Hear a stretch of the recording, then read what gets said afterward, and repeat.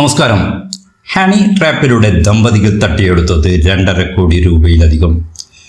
ഉത്തരേന്ത്യൻ മോഡൽ തട്ടിപ്പ് കേരളത്തിലും വ്യാപകമാകുന്നു. നേരത്തെ മലപ്പുറത്ത് വൃദ്ധനായ ബിസിനസ്സുകാരനെ ഹണി ട്രാപ്പിൽപ്പെടുത്തി കോടികൾ കൈവശപ്പെടുത്തിയിരുന്നു. പിന്നീട് മംഗലാപുരത്ത് പ്രമുഖ വ്യവസായിയെ മുംതാസ് അലി എന്നയാളെ ഹണി ട്രാപ്പിൽപ്പെടുത്തി കോടികൾ കൈക്കലാക്കിയതിന് പിന്നാലെ മുംതാസ് അലി ആത്മഹത്യ ചെയ്തത് വൻ വാർത്തയായിരുന്നു. തൃശൂർ ജില്ലയിലെ 63കാരനായ വ്യാപാരിയും യുവതിയുമായി ബന്ധപ്പെട്ട് കേസാണ് തൃശൂർ വെസ്റ്റ് പോലീസ് സ്റ്റേഷനിൽ ലഭിച്ച പരാതിയെ തുടർന്ന് അന്വേഷണം നടത്തിയത്.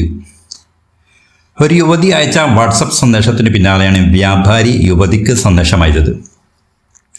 പാവപ്പെട്ട വീട്ടിൽ നിന്ന് പഠിക്കുവാൻ വേണ്ടി വന്നതാണ് എന്നും കോളേജിൽ ഫീസ് അടയ്ക്കാൻ സഹായിക്കണമെന്നുമായിരുന്നു മെസ്സേജ്. യുവതിക്ക് വ്യാപാരി പണം നൽകി സഹായിച്ചു.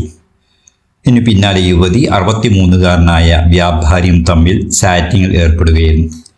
ഇതിനിടയിൽ ഒരു ദിവസം യുവതി പൂർണ്ണ നഗ്നത പ്രദർശിപ്പിച്ച് വീഡിയോ കോൾ ചെയ്തു. വ്യാപാരിയുടെ പൂർണ്ണ നഗ്നത പ്രദർശിപ്പിച്ച് വീഡിയോ കോൾ ചെയ്ത യുവതി ആവശ്യപ്പെട്ടത് അനുസരിച്ച് വ്യാപാരി പൂർണ്ണ നഗ്നനായി വീഡിയോ കോൾ ചെയ്തതും ഈ വീഡിയോ കോൾ സ്ക്രീൻഷോട്ട് എടുത്ത് യുവതി വ്യാപാരിയിൽ നിന്ന് ലക്ഷങ്ങൾ ചോദിച്ചതിൻ്റെ ഭാഗമായി 2 വർഷം കൊണ്ട് 2.5 കോടി രൂപയാണ് 4 അക്കൗണ്ടുകളിലായി വ്യാപാരി കൈമാറിയത്. ഭാര്യയുടെ ഭൂമി വിറ്റ വകയിലും ഭാര്യാമാതാവിൻ്റെ സ്വർണ്ണാഭരണങ്ങൾ പണയപ്പെടുത്തിയ വകയിലും പണമാണ് ഹണി ട്രാപ്പ് നടത്തിയ യുവതിക്ക് വ്യാപാരി നൽകിയത്. പിതാവിൻ്റെ സാമ്പത്തിക തിരിമറി സംബന്ധിച്ച് മകൻ തോന്നിയ സംശയം പിതാവിനോട് മകൻ പറഞ്ഞപ്പോഴാണ് പിതാവ് മകനെ കാര്യങ്ങൾ പറഞ്ഞത്. മകൻ പിതാവിനെയും കൂട്ടി തൃശൂർ പോലീസ് സ്റ്റേഷനിൽ എത്തി പരാതി നൽകുകയായിരുന്നു. വ്യാപാരി നൽകിയ പരാതിയോടൊപ്പം തന്നെ പ്രതികളുടെ ഫോൺ നമ്പർ പോലീസ് നിരീക്ഷിച്ചു വരികയായിരുന്നു.